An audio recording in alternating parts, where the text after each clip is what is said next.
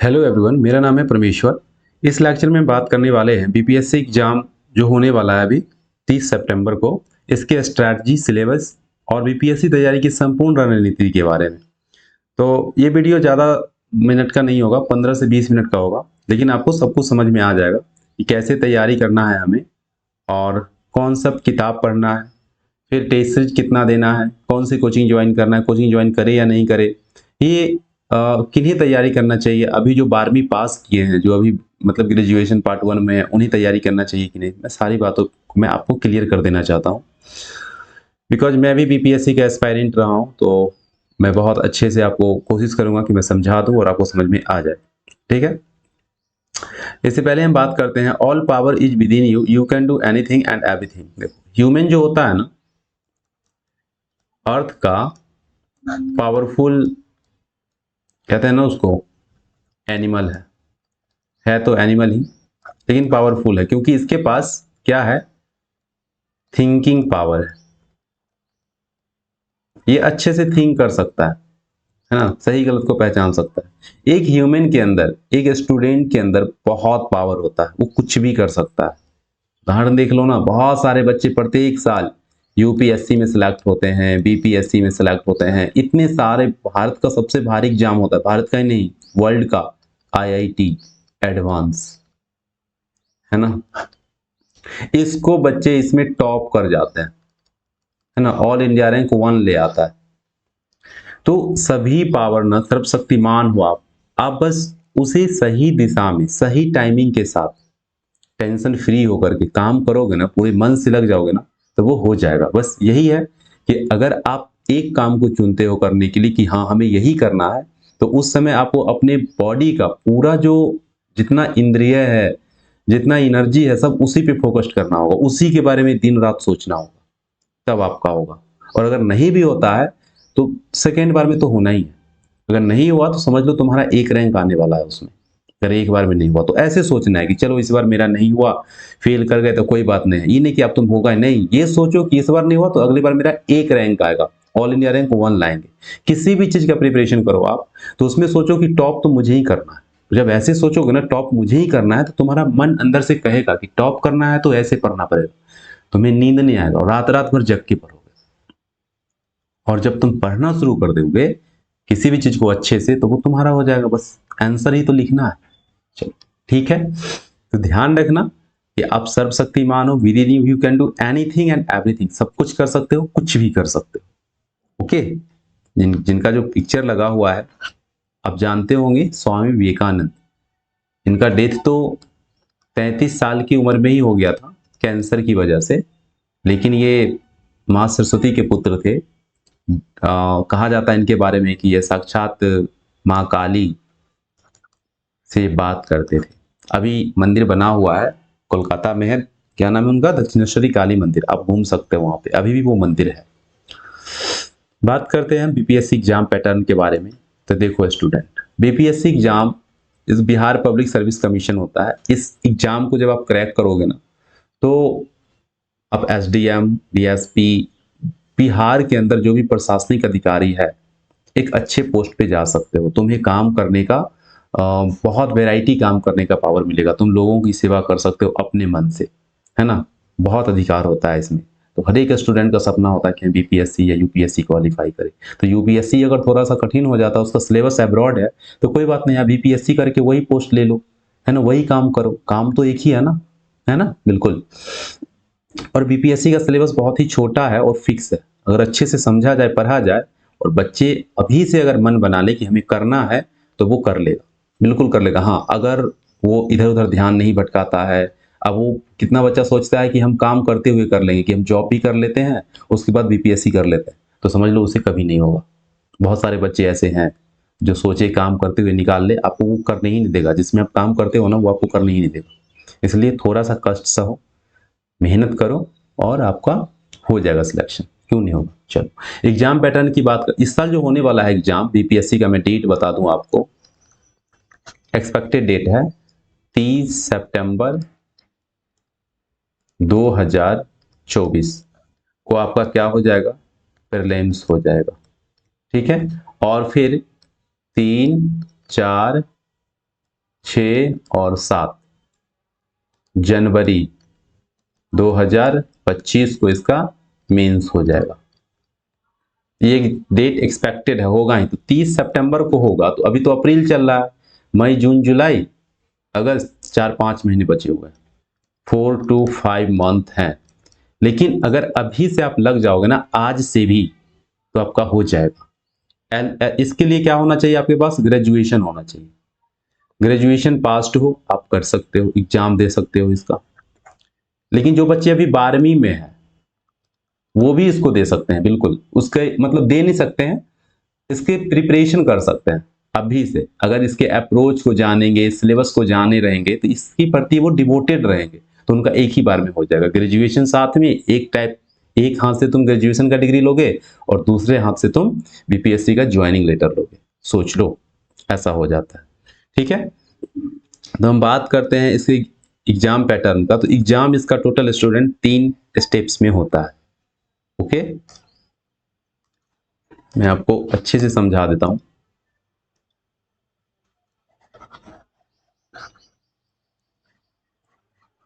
देखो, इसमें सबसे पहले होता है prelims.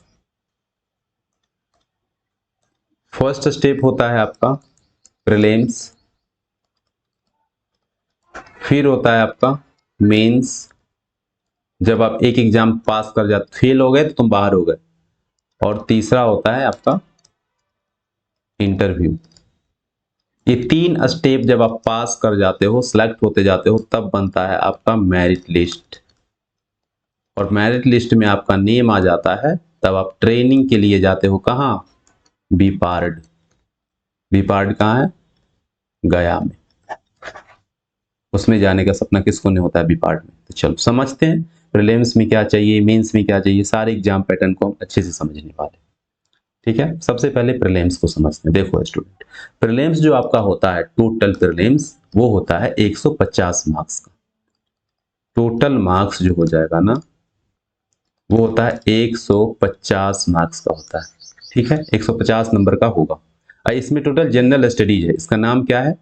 General studies.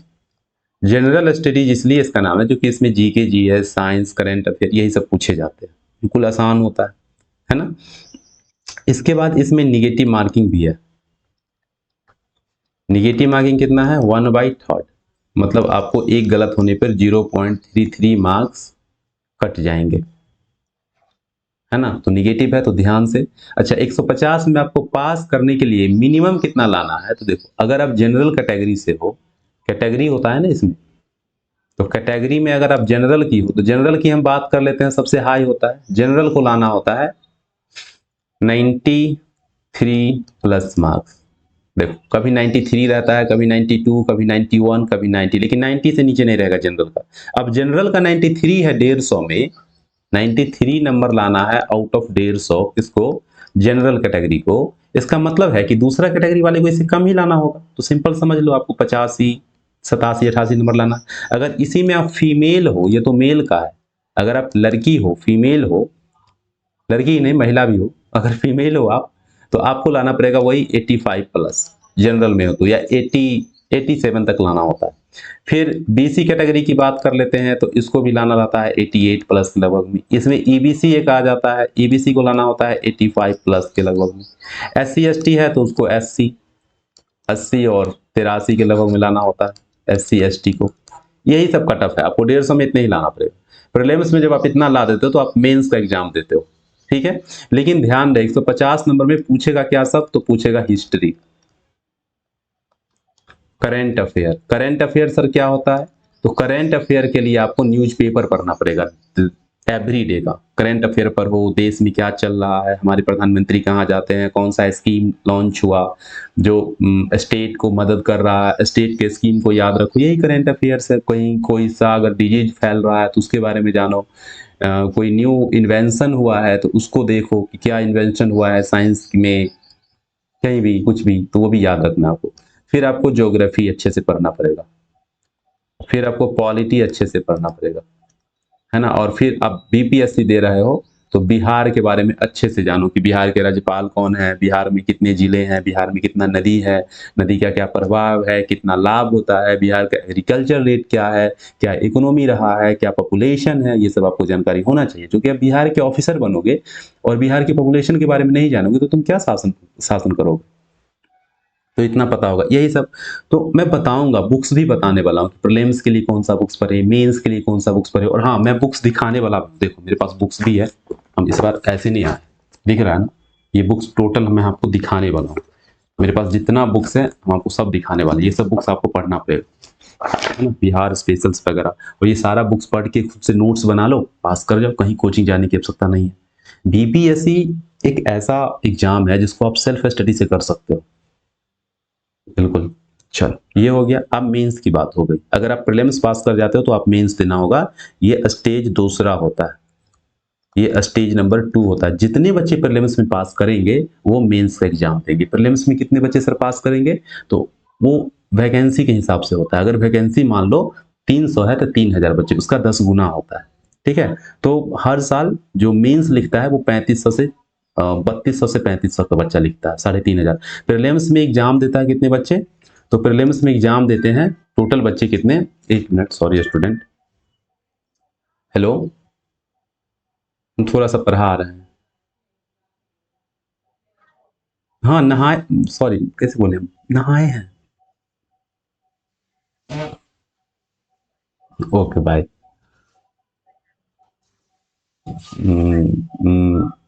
Same to you.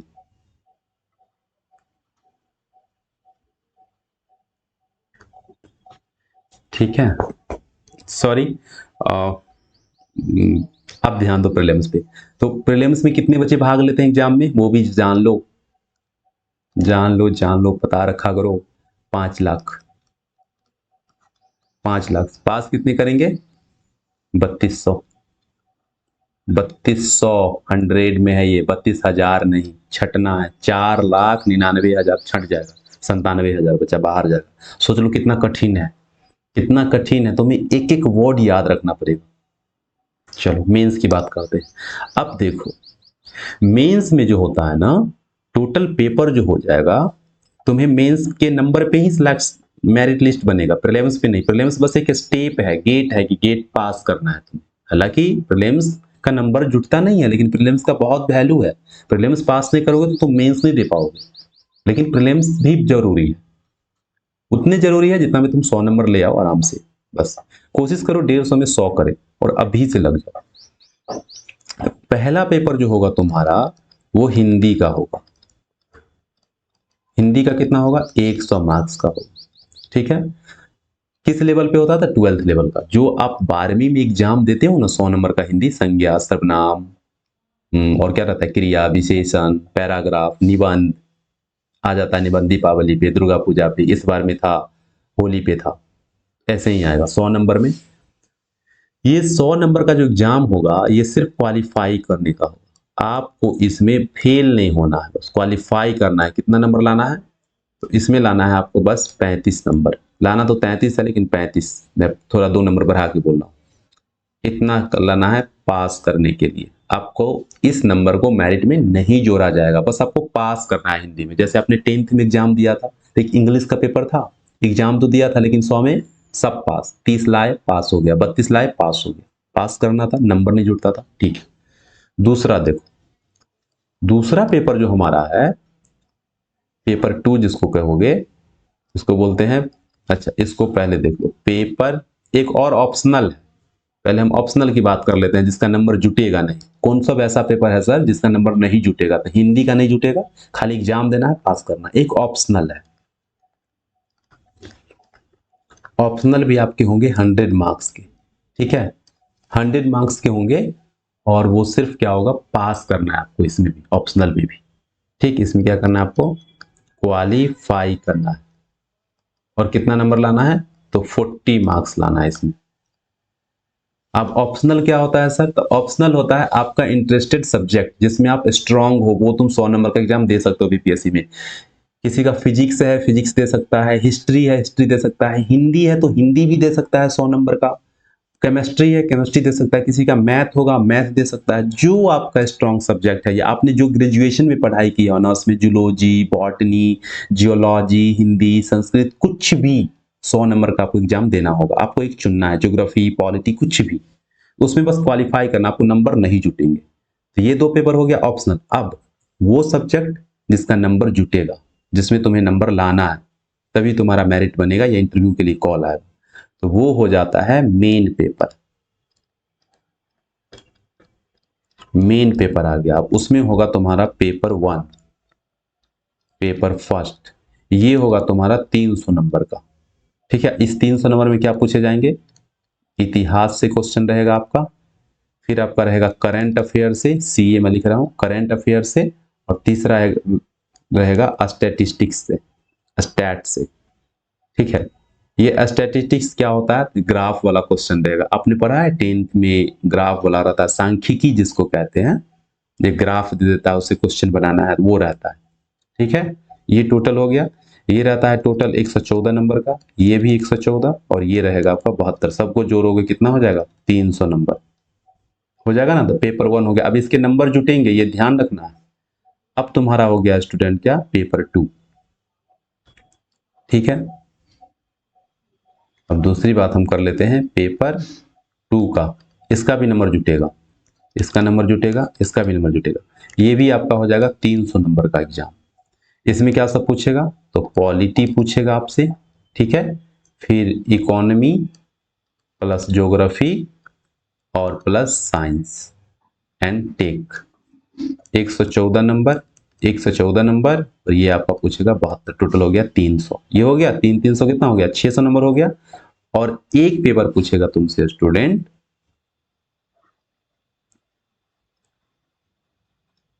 ये पूछ लेगा ना।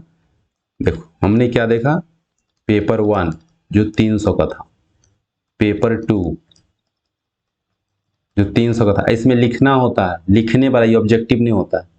और एक होता है इससे, इससे भी होता है 300 नंबर। आपको 3 क्वेश्चन लिखने रहेंगे। टाइम इसके लिए रहेगा 3 आवर, इसके लिए भी 3 आवर्स, इसके लिए भी 3 आवर्स। टोटल कितने हो गए स्टूडेंट? 900 मार्क्स। ठीक है, 900 का हो गया। अब इस 900 नंबर में से जितना नंबर आप लाओगे, जितना क्वालिफाई हो जाए, तो इंटरव्यू के लिए सिलेक्ट होता है बच्चा। इस 900 नंबर पे मेरिट लिस्ट, मतलब इंटरव्यू के लिए कॉल आता है। इस 900 में आपको लाना है कम से कम 50%, 450 प्लस, तब आपको इंटरव्यू के लिए कॉल आएगा। ठीक है, 450 भी ला सकते हो, 430 भी ला सकते हो, कैटेगरी वाइज है, लेकिन मैं जनरल का कैटेगरी बता रहा हूं। अगर आप जनरल कैटेगरी से हो तो 450 प्लस ही रखो, 455 प्लस रखो इतना। और अगर आप SC ST OBC हो तो 440, 435, 430 इतना रखो, है ना। 390 भी रह जाता है। इतना हो गया। 3-3 घंटे का पेपर हो जाएगा। पहले पेपर 1 में क्या पूछेगा आपसे? हिस्ट्री। उसके बाद क्या मैंने बताया था? Plus current affair. Current affair कहां से लिखोगे? तो आपको न्यूज़पेपर पढ़ना पड़ेगा, मैं बुक्स भी बताऊंगा इसके लिए। और उसके बाद स्टैटिस्टिक्स। ठीक है, इसके में पूछेगा तुमसे पॉलिटी पेपर 2 में, फिर पूछेगा तुमको इकोनॉमिक्स प्लस ज्योग्राफी, और तीसरा पूछेगा आपसे क्या? Science and tech. एकदम साइंस एंड टेक का मतलब हुआ इसरो क्या काम कर रहा है, बिहार में उसका क्या लाभ होगा, भारत में क्या लाभ होगा। अभी सोलर लाइट चल रहा है ना, सोलर, वो क्वेश्चंस पूछेगा वहां से। तो ये सब इससे मैं आपसे 3 इससे पूछता है, जो बिहार के भी लगभग कॉमन लैंग्वेज होता है, उससे इसे पूछ लेगा। तो आप मुहावरा वगैरह जानो, उस पर निबंध लगना शुरू कर दो, है ना। महापुरुषों का जो व्यक्तित्व है उस पे, जैसे होता है ना, जैसे मैं एग्जाम्पल दे रहा हूँ, इससे में तुमसे क्या पूछेगा? तुम पढ़े हो होनहार, क्या होते हैं? होनहार बिरबान के हो चिकने पात, ये लाइन लिख देगा, बोलेगा इस पर लिखिए। और तीन क्वेश्चन पूछता है निबंध में। 3 क्वेश्चंस में आपको लिखने हैं कम से कम 2500 वर्ड, मतलब एक क्वेश्चन पे लिखना है आपको कम से कम 700 वर्ड, 700 से 800। ठीक है, इतना इतना अभी से लिखने का प्रैक्टिस करो। ये हो गया मेंस का सिलेबस। अब हम बात करते हैं राइट टाइम फॉर प्रिपरेशंस। तो देखो, आप इसका जो प्रिपरेशन है स्टूडेंट, वो आप ग्रेजुएशन के बाद भी कर सकते हो, ग्रेजुएशन के बाद भी आप कर सकते हो, कोई प्रॉब्लम नहीं है। लेकिन अगर आप सीरियस हो इसके प्रति कि मुझे एक बार में एग्जाम देना है और जॉब ले लेना है, सेलेक्ट हो जाना है, क्योंकि आप देख ही रहे हो सिलेक्शन रेट कितना कम है।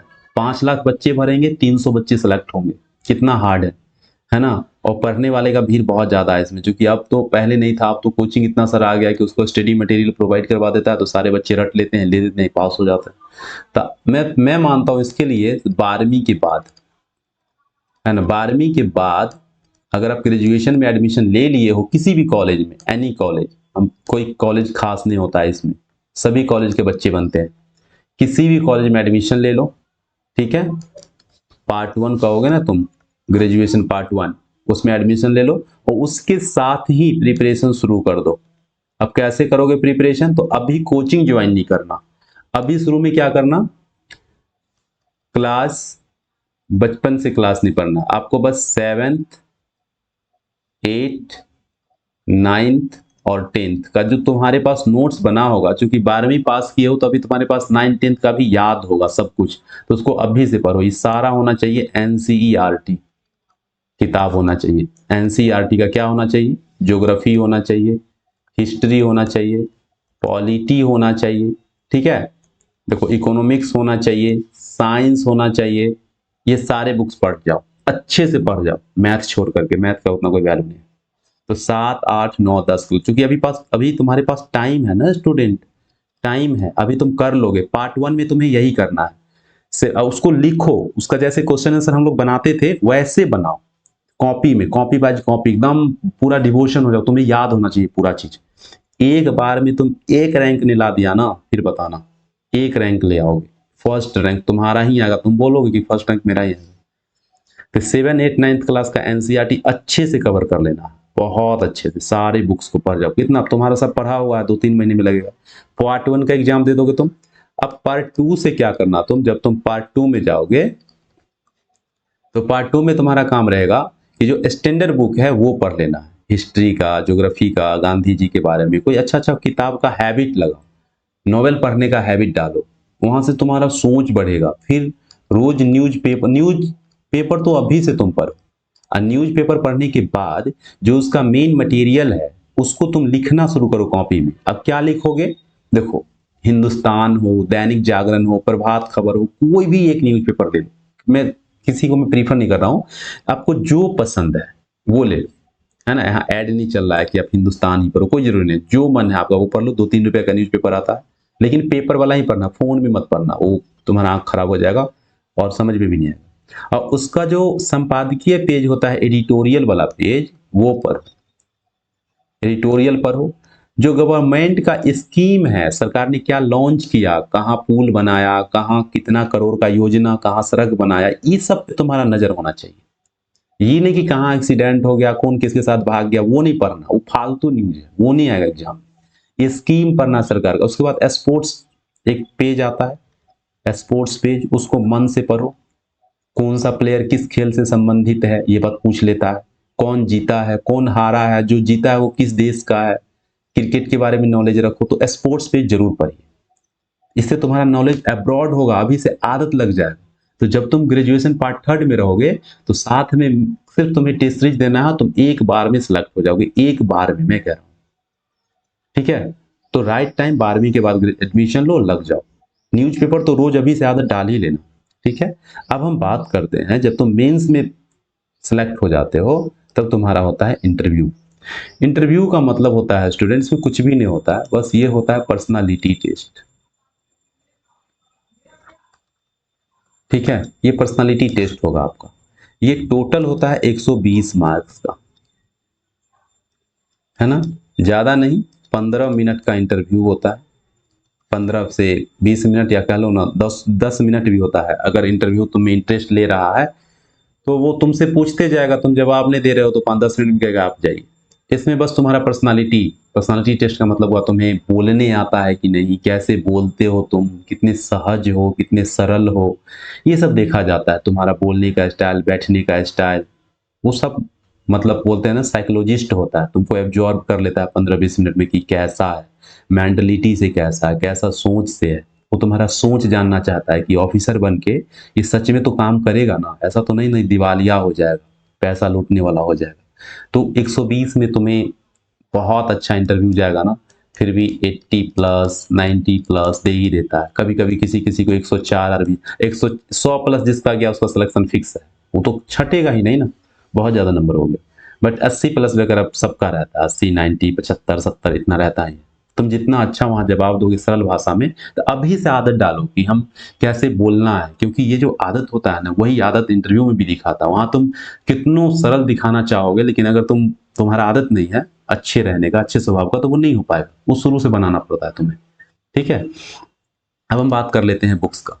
तो बुक्स के लिए अगर हम प्रीलिम्स की बात करें, आज हम आपको बुक्स दिखाएंगे भी। प्रीलिम्स की बात करें तो सबसे पहले मैं रिकमेंड करता हूँ इस किताब को, देखो अच्छे से देख लो इस बुक्स को। ठीक है, बिहार क्राउन है, पीले कलर का, ये देख लेना। उसके बाद इससे भी अच्छा किताब है ये, दृष्टि का प्रीलिम सक्सेस सीरीज आता है, इस किताब को आप जरूर ले लो, है ना। क्योंकि इसके दो बुक्स हैं, ये पूरा रट जाओगे ना, इसका एनसीईआरटी का बेसिक्स लिखा हुआ लाइन बाय लाइन, याद कर लोगे सही रहे। ठीक है, तो इसमें आपको मतलब ये क्या था, क्राउन था, क्राउन पर हो प्रीलिम्स के लिए। ठीक है, दृष्टि का आता है सक्सेस सीरीज, सक्सेस सीरीज करके वो पढ़ो। और सबसे पहले मैं कहूंगा एनसीईआरटी किताब, इसको तुम छोड़ के नहीं चल सकते हो। एनसीईआरटी छोड़ के चलोगे तो तुम्हारा सिलेक्शन होने का चांसेस कम रहेगा। एनसीईआरटी ऑल सब्जेक्ट का, ऑल सब्जेक्ट का तुम्हें पढ़ना पड़ेगा। ठीक है, उसके बाद वैसे जो तुम किताब पढ़ोगे मतलब मेंस के लिए, वही तुम्हारा प्रीलिम्स में भी काम आ जाता है, क्योंकि उसी का ऑब्जेक्टिव पूछता है ना। उसके बाद न्यूज पेपर रोज पढ़ना है तुम्हें, news paper everyday. Hindi magazine भी ले सकते हो, मैगजीन में एक दृष्टि का ही आता है मैगजीन, वही पढ़ लो। और सबसे महत्वपूर्ण बात, previous year paper, previous year paper को भी आपको देखना है स्टूडेंट, पिछले साल के क्वेश्चंस को भी देखना है। उससे पता चलेगा ना कैसा क्वेश्चन, तुम देख के देखना, क्वेश्चंस बहुत इजी रहता है, तुमसे अभी भी बन जाए। बनाना चाहोगे तो 150 में तुम अभी 50-60 ला दोगे, तो तुम्हें बस 50-60 ही तो लाना है, तुम्हारा सिलेक्शन हो जाएगा, क्योंकि इससे तुम्हें पता चलेगा। उसके बाद लास्टली टेस्ट सीरीज बहुत इंपॉर्टेंट है, क्योंकि तुम जितना पढ़ोगे ना इसको भूलते चले जाओगे। ये 12वीं और 11वीं नहीं है कि तुमको याद रहेगा, तुम भूलोगे। तो याद रखने के लिए क्या है, टेस्ट सीरीज। किसी कोचिंग का टेस्ट सीरीज ज्वाइन कर लो, बहुत सारे कोचिंग है, दृष्टि है ना। उसके बाद आस्था आईएएस है, उसका ज्वाइन कर लो। परफेक्शन आईएएस है, उसका ज्वाइन, किसी का भी ज्वाइन कर सकते हो, किसी का भी। टेक्स्ट बुक है सबसे अच्छा ऑनलाइन में, अगर हम बात करते हैं तो ऑनलाइन का टेक्स्ट बुक का आ जाता, बहुत अच्छा। टेक्स्ट बुक का तुम दे दो, रोज 100 नंबर का लगा लो, बहुत फायदेमंद होगा। टेक्स्ट बुक मोबाइल ऐप पे डाउनलोड करो, टेक्स्ट बुक ऐप आता है, उससे तुम पढ़ लो। बीपीएससी का निकाल, उससे दुनिया का जितना एग्जाम होता है ना, भारत में होने वाला एग्जाम, सबका टेस्ट सीरीज है। मैं तो कहता हूँ टेक्स्ट बुक से अच्छा कोई ऐप है ही नहीं, बेस्ट है टेक्स्ट बुक। कहीं किसी कोचिंग में जाने की आवश्यकता, वो तो पढ़ाता भी है आप, है ना। तो उसका तुम ज्वाइन कर सकते हो, क्वेश्चन सारे दिन टेस्ट लगाते रहो, पागल हो जाओ, टेस्ट लगाते रहते हो, बस याद हो जाएगा तुम्हें सारा किताब। तो इस तरीका से तुम्हारा स्ट्रैटेजी होना। अब स्ट्रैटेजी क्या होना चाहिए, तो स्ट्रैटेजी के लिए स्टडी करिए आप अच्छे से, बेसिक के साथ, बेसिक मतलब एनसीईआरटी के साथ। दूसरी बात, प्रैक्टिस कीजिए। और तीसरी बात, मॉक टेस्ट दीजिए। मॉक टेस्ट का मतलब हुआ टेस्ट सीरीज दीजिए अभी से। और जो टेस्ट सीरीज दे रहे हैं उसको सॉल्व कीजिए खुद से, याद कीजिए, उसमें इंप्रूवमेंट होना चाहिए, तब होगा, है ना। मोर है जितना हो सकता हो। अभी 30 सितंबर को एग्जाम है ना, 30 सितंबर 2024 को, इससे पहले तुम जितना मॉक टेस्ट लगा लो, कम से कम इतना तो जरूर कर लो जो तुम्हारे माइंड में 5000 क्वेश्चन होने चाहिए। 5000 क्वेश्चन, 5 से 10,000 क्वेश्चन अगर तुम करके जाओगे तो प्रीलिम्स नहीं निकलेगा भाई, निकल जाएगा। मेंस के लिए स्ट्रैटेजी क्या होना चाहिए, तो देखो मेंस में क्वेश्चन बहुत ज्यादा पूछे जाने लगा, 17 से 18 क्वेश्चन। तो इसके लिए तुम्हारा हाथ जो है स्पीड में चलना चाहिए, जहां वहां सोचना नहीं है, वहां क्वेश्चन पर ही सेलेक्ट किए, इसको लिखना, लिखते रहो। सोचोगे टाइम बर्बाद होगा, क्वेश्चन छूट जाएगा, क्वेश्चन छूटेगा तो तुम बाहर हो गए, फिर तुम्हें इंटरव्यू के लिए कॉल नहीं आएगा। तो इसके अगर तुम हिंदी मीडियम के हो तो तुम 4 घंटा रोज लिखो, इंग्लिश मीडियम वाला तो चलो 3 घंटा भी रोज लिखता है तो चल जाएगा, लेकिन हिंदी में तो पता है ना, बर्तनी आकार उकार लिखना पड़ता है, उसमें गलती हुआ तो उसमें भी तुम्हारा नंबर कटेगा। हिंदी मीडियम से सिलेक्शन भी इसीलिए कम होता है, जो उसको वो एरर हो जाता है, उससे बच्चे फॉर्म भी कम भरते हैं। इंग्लिश मीडियम का सिलेक्शन इसलिए ज़्यादा होता है क्योंकि उसके बच्चे ज़्यादा होते हैं। जैसे इंग्लिश मीडियम वाला भरेगा 2 लाख अगर कैंडिडेट, तो हिंदी मीडियम वाला 1 लाख ही भरेगा। अगर मेंस लिखने की बात होती है तो मेंस में हिंदी मीडियम वाला अगर 500 लिख रहा है तो इंग्लिश मीडियम वाला 2500 लिख रहा है, तो 2500 में से ही ज़्यादा सेलेक्ट होगा, ऑब्वियस ही बात है। इंटरव्यू की बात करो तो अगर 1000 बच्चा इंटरव्यू देने जा रहा है तो उसमें से 800 बच्चा इंग्लिश मीडियम का होगा, तो 200 होगा हिंदी मीडियम का। तो 200 हिंदी मीडियम का है तो चलो 50 को सेलेक्ट हो गया, 50 को कम नहीं हुआ, 250 बच्चा इंग्लिश मीडियम का सेलेक्ट हुआ अच्छे रैंक के साथ। तो इसलिए तुम्हें मोस्ट मेंस के लिए तो हम बोलेंगे तुम्हें बहुत प्रैक्टिस करना पड़ेगा, दिन रात लिखना पड़ेगा। मतलब तुम्हें दिन रात नहीं लिखना है, कम से कम 3 क्वेश्चन रोज लिखना है डिस्क्रिप्टिव वे में पूरा। कोई निबंध ही लिख लिए, अभी तुम शुरू में दीपावली पे निबंध लिखना शुरू करो, हल्का हल्का निबंध है उस पर लिखना शुरू करो। अभी चुनाव हो रहा है उस पर निबंध लिखना शुरू करो, इलेक्शन के बारे में जानो अच्छे से, तब होगा। तो ये स्ट्रैटेजी होना चाहिए कि हमारे वर्ल्ड में हमारे देश में क्या चल रहा है करेंट अफेयर के बाद, तब तुम सेलेक्ट हो पाओ। रोज न्यूज़पेपर पढ़ो, रोज टीवी का डिबेट देखो, आरएस टीवी आता है ना, आरएस टीवी डिबेट, इसका तुम रोज देखो, डिबेट पढ़ो, है ना। फिर मैं तो कहूँगा ये जो आता है विजन आईएएस का, विजन आईएएस का आता है मेंस 365 और पीटी 365, इसको तो छोड़ना मत, पढ़ के ही जाना। आप भी आज से पढ़ना शुरू कर दो, आदत डाल लो। और देखो किताब मेंस के लिए मैं हिस्ट्री के लिए बताऊंगा, एक ही किताब है और ये प्रीवियस ईयर क्वेश्चन पेपर है मेंस का, ये जरूर बुक्स पढ़ो, ठीक है। केवीसी नैनो का है, बहुत अच्छी किताब है, ये दिख रहा है आपको, अच्छे से दिख जाएगा, ठीक है। इस किताब को आप अच्छे से पढ़िए, इसमें प्रीवियस ईयर के सारे क्वेश्चन है, बहुत अच्छी किताब है ये भी। उसके बाद आप ये जो कि गांधी जी पे बीपीएससी का ट्रेंड रहा है कि गांधी जी से रिलेटेड बहुत क्वेश्चन पूछता है, तो गांधी नेहरू टैगोर के लिए स्पेशल किताब है, इस किताब को आप जरूर पढ़िए, ठीक है। इसको पढ़ो आप। ये मैं बता देता हूँ, ये वाली बुक्स है, ये मोटी किताब है, तो मैं मानता हूँ ये नॉवेल है मेरे लिए, नॉवेल बिल्कुल, इससे बाहर एक भी क्वेश्चन नहीं। स्पेक्ट्रम की किताब है, मोटी है थोड़ा सा, अब तो ये और मोटा में आ गया, तो इस किताब को आप जरूर पढ़ो, स्पेक्ट्रम का मैं चित्र ही दिखा देता हूँ। और पॉलिटी के लिए एम लक्ष्मीकांत की किताब है, इसको आप पढ़ो, थोड़ा सा पुराना हो गया है, ये 1 साल का पुराना हो गया, अभी न्यू बुक्स आया होगा तो न्यू इसमें मटेरियल एडेड होगा, लेकिन इस किताब को आप जरूर पढ़िए। आपका 114 नंबर 10 कम से कम 125 नंबर का तैयारी यही करवा देगा अकेला, लेकिन इसको पढ़ना पड़ेगा, इसमें लैंग्वेज थोड़ा सा कठिन है, 10 बार पढ़ोगे तब याद होगा तुमको, ठीक है। और बिहार स्पेशल के लिए ये वाली किताब, दोनों, इम्तियाज अहमद सर का किताब दिख रहा है आपको, बिहार एक परिचय, देख लो, एक बिहार एक परिचय, ये भी बिहार एक परिचय, आपको ये सारी किताब होनी चाहिए अगर आप बीपीएससी का एक सीरियस कैंडिडेट है तो। सिर्फ फॉर्म भर लिए, बीपीएससी का तैयारी कर रहे हैं, किताब है ही नहीं तो कहाँ से हो, अच्छे से पढ़िए। आई होप आपको सब कुछ क्लियर कंसेप्ट हो गया। जब भी नोटिफिकेशन आएगा तो मैं अपने ही चैनल पे जरूर अपडेट करूंगा कि हाँ बीपीएससी का नोटिफिकेशन आ गया है, फॉर्म भर दीजिए, उस समय भी हम स्ट्रैटेजी की बात करेंगे। फिलहाल आप अच्छे से पढ़ते रहिए, मेहनत करते रहिए और जरूर आपका सिलेक्शन होगा, मुझे पूरा विश्वास है ना। तब तक के लिए थैंक यू, मिलते हैं अगले वीडियोज में। हम केमिस्ट्री के लेक्चर्स बनाने वाले हैं, एक वीडियो जो हमारा इलेक्ट्रोकेमिस्ट्री का होगा। तब तक के लिए इससे भी ज़्यादा आप इसे भी नॉलेज के रूप में रखिए, है ना, बहुत कुछ जानना जरूरी होता है। तो थैंक यू स्टूडेंट, जय हिंद।